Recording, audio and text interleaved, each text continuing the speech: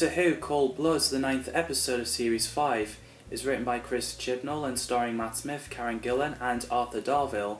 So yes, Stephen Moffat and Piers Fenger hired Chris Chibnall to write this two-part story, The Hungry Earth and Cold Blood, focusing on Silurians and a drill, and they set this second part in Silurian City, and Chibnall wanted this episode to be about people making mistakes, which is why he killed Alea off. Moffat obviously plans the story arc with the crack in space and time, and Rory getting killed off but coming back to life as Roman Auton in the Pandorica opens. Both two-part stories are filmed in the Upper Boat Studio, Plan Loano in Wales. So this episode opens with Eldane narrating, which is good opening. The Doctor and Nazarene gets captured by Silurians. A Silurian scientist, Malachi, leaves as he's got something to attend to. Amy has nicked the device from his pocket and got her and Mo free. So they went patrolling and found Silurians not even awake. So they took their guns, and Elliot is found wired up in the machine, but he's still alive. So there's Doctor screaming in pain and Nazarene on the straps getting examined by Restak. The Doctor mentions celery, something that the 5th Doctor usually wears. As soon as Ambrose found out that Tony has got venom on his blood, she confronts Alea for cure and threatened her with a taser.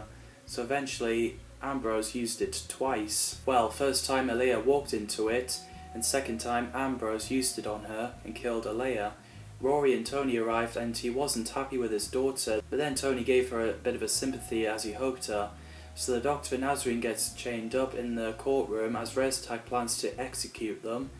Then Amy and Mo arrived, and sadly their rescue plan didn't go well, and they get chained up as well. Neve McIntosh played two different Silurians, Alea, a warrior who came to kidnap humans, and the Doctor was hoping she'd stay alive, but Ambrose killed her. Alea has a sister, Restak, commander in their military, who's supposed to be a protector, but she has hatred towards humans, like her sister. And I think Neve did a fantastic job, a wonderful actress. Richard Hope played Malachi, a scientist of a Silurian colony under Cwmtaf in Wales. He's a likeable Silurian, it's a shame they killed him off.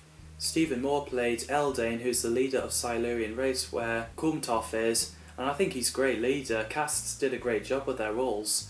So Restak managed to contact Rory, Ambrose and Tony on screen demanding where Alea is. Ambrose demands her family back, but Restak refused and she gets her soldiers to execute Amy, but then Malachi came in with Eldane to stop the execution and set them free. So he gets Restak run along. Later on, the Doctor gets Amy and Nazarene to talk with Eldane about sharing the planet with humans and Silurians. So Malachi set Elliot free as he reunites with his dad, Mo. As everyone except Malachi return to the courtroom, Malachi noticed Restak has awakened all her soldiers, and she killed Malachi, which is a sad scene. Sadly for Ambrose, Tony and Rory has to take Alea back even though she's dead. So they did, and Ambrose confessed that she did it, which made everyone, even Elliot and Mo, horrified with her. Eldane, despite looking upset, he seems to understand humans, that they wouldn't usually do that. So Restak came with her soldiers and sobbing over dead Alea. So, unsurprisingly, Restak orders her soldiers to execute Ambrose. Luckily the Doctor saved her and everyone makes a run for it and into the lab. Tony shows everyone his green mark and Eldane doesn't have time to cure it, so he filled the chamber with poison gas to send all Silurians back in their stasis, and Restak refused, which gives everyone enough time to escape. Although Tony, Nazarene and Eldane decide to have 1,000-year sleep along with the Silurians. So the Doctor, Amy, Mo, Ambrose and Elliot have reached to the TARDIS. Ambrose, Mo and Elliot went inside, and the Doctor, Amy and Rory noticed a crack, a time field, so he put his hand in there and caught something. So then Restak, who's dying of poisonous, was about to kill the Doctor, but Rory got in the way and got blasted. I was not expecting that when I first watched it. I was really sad because I thought that's the last time we saw Rory as he's dead. Because the light is touching Rory, he's been removed from existence. The Doctor had no choice but to drag Amy into the TARDIS and lock the door so she can't get out.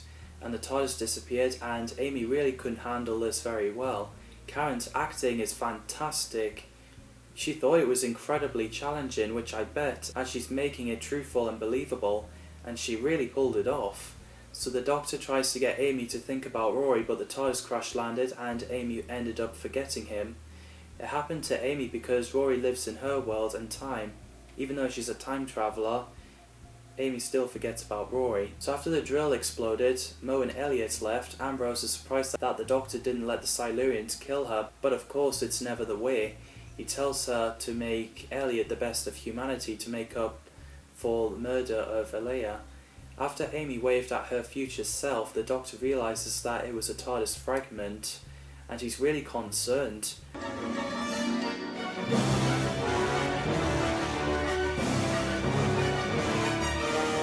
When I first saw that, I thought it was a piece of Chris and David's TARDIS, as that version got blown up. So that's cold blood, and sadly the reviewers were disappointed. I don't think there's anything wrong with it. I think it's a great episode. At least emotional Rory's death scene has been praised. So, what did you think of this episode? Let me know in the comments down below. As always, thanks for watching, and see you in the next video.